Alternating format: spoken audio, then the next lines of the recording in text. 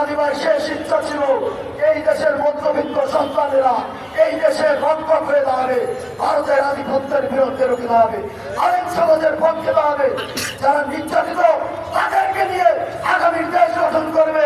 তার একটি ছোট সন্তান ছিল, তাকে তিনি রেখে গিয়েছেন, দেশবাসীর কাছে বলে গিয়েছেন যে তাকে যেন আমরা দেখে রাখি। আমরা তাকে দেখে রাখবো না, শুধু আমরা আগামী দিনে হাতি হিসাবে তাকে দেখতে চাই। আমরা তাকে